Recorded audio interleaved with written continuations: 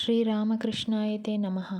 మునుపటి భాగంలో శ్రీరామకృష్ణుల పట్ల భైరవీ బ్రాహ్మణికి గల మాతృవాత్సల్యం గురించి, ఆయన సాధనలను జగన్మాతే వెనుక ఉండి నడిపిస్తుంది అన్న విషయాల గురించి తెలుసుకున్నాం.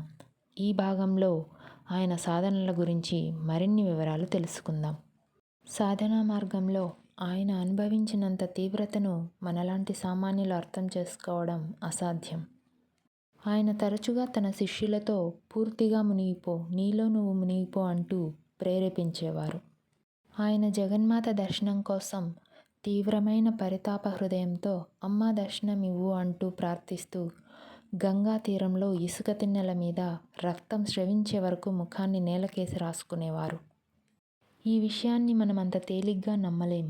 ఎందుకంటే ఆ జగన్మాత నిజంగానే ఉన్నదని, తీవ్రమైన వ్యాకులతతో ప్రార్థిస్తే ఆమె సాక్షాత్కరిస్తుందని శ్రీరామకృష్ణులకు ఉన్నంత విశ్వాసం మనకు లేదు కదా. ఒకమారు గురుదేవుల శిష్యులలో అగ్రగణ్యుడైన స్వామి వివేకానంద ఆ భగవంతుని దర్శనం కోసం తీవ్ర వ్యాకులతతో, కట్టుబట్టలతో, ఒట్టి కాళ్ళతో పిచ్చివాడిలాగా ఆయన దగ్గరకు పరిగెత్తుకుంటూ వచ్చాడు. శ్రీరామకృష్ణులు చూపిన సాధనా మార్గంలో ఏకాగ్రతతో సాధన చేసి దివ్య దర్శనాలను పొంది 3-4 నెలల్లోనే స్వామి వివేకానంద నిర్వికల్ప సమాధిని సాధించగలిగారు. స్వామీజీలోని సాధనా ఉత్సాహాన్ని చూసి శ్రీరామకృష్ణులు ఎంతో సంతోషించేవారు. ఆయన్ని ఎంతగానో పొగిడేవారు. కానీ ఆయన తన దేహాన్ని చూపిస్తూ, దీనిలో కలిగిన ప్రచండ వేగంతో పోలిస్తే నరేన్వి అతి సామాన్యమైన అనుభవాలే అని చెప్పాలి. నాలో పావు భాగం కూడా ఉండవు అన్నారు శ్రీరామకృష్ణులు. ఈ మాటల్ని బట్టి ఆయనలోని భావ తరంగాలు, ఆధ్యాత్మిక సాధనలు ఎంత తీవ్రమైనవో మనమే ఊహించవచ్చు. ఇలా ఆయన జగన్మాత సూచనల అనుసారం సాధనలను కొనసాగించారు. భైరవీ బ్రాహ్మణి తాంత్రిక సాధనలకు అనువైన సామాగ్రినంతా తీసుకొచ్చి 2 పీఠాలను ఏర్పాటు చేసింది. ఒక పీఠం కాళికాలయంలో మారేడు చెట్టు కింద, రెండవది శ్రీరామకృష్ణులు స్వయంగా పెంచిన పంచవటి కింద ఆమె నిర్మించింది. ఆ పీఠాల మీద కూర్చొని జపం చేస్తున్నప్పుడు ఆయనకు లెక్కలేనన్ని దివ్య దర్శనాలు కలిగేవి. తాంత్రిక సాధనలు చేస్తున్న సమయంలో ఏ స్త్రీని చూసినా ఆ స్త్రీలో ఆయనకు జగన్మాతే కనిపించేది. ఒకమారు శ్రీరామకృష్ణులు తమ శిష్యులకు వినాయకుడి కథ ఒకటి చెప్పారు. వినాయకుడి మనసులో మాతృభావం దృఢంగా ఎలా నాటుకున్నదో ఈ కథ వివరిస్తుంది. ఒకమారు బాలగణపతి ఒక పిల్లిని పట్టుకుని చితకబాదాడు.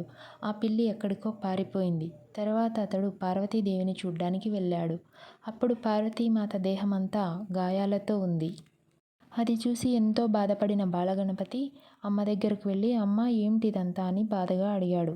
అందుకు పార్వతీమాత, దీనికంతటికీ కారణం నువ్వే నాయనా అంది. అమ్మా, నేను నిన్నెప్పుడు కొట్టాను? నేను చేసిన అల్లరి పనుల వల్ల ఎవరైనా నిన్ను దండించారా అని అడిగాడు.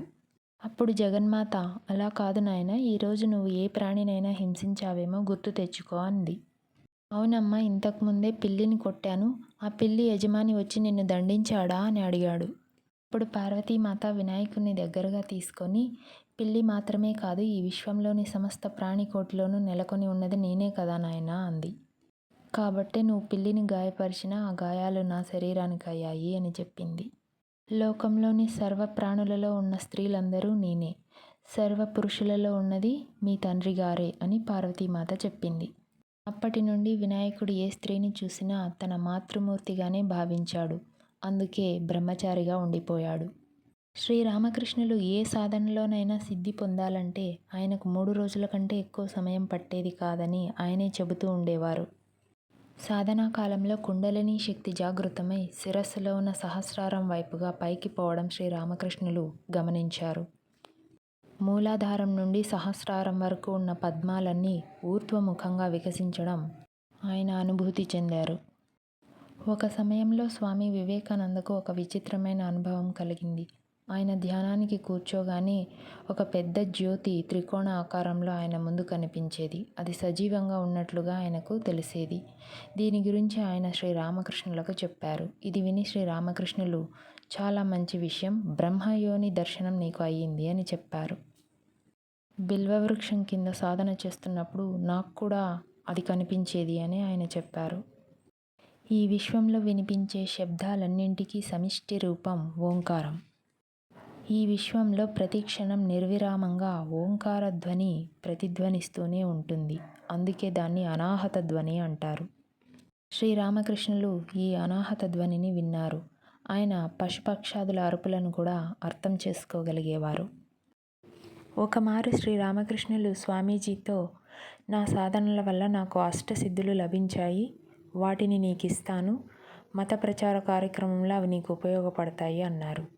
అందుకు స్వామీజీ ఇలా ప్రశ్నించారు, ఆ అష్టసిద్ధుల ద్వారా నేను భగవంతుని దర్శనం పొందవచ్చునా? భగవంతుని దర్శనం పొందడంలో అవి నాకు సహకరిస్తాయా అని అడిగారు. అందుకు శ్రీరామకృష్ణులు, లేదు, భగవద్ దర్శనంలో ఇవి ఏమాత్రం నీకు సహకరించవు అన్నారు. అప్పుడు స్వామీజీ నిర్మోహమాటంగా వాటిని తిరస్కరించారు.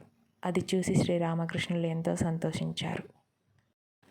అందుకే స్వామి వివేకానందలోని స్వచ్ఛత, పవిత్రతతో పోల్చదగ్గ వస్తువు ఈ విశ్వంలో లేదనిపిస్తుంది.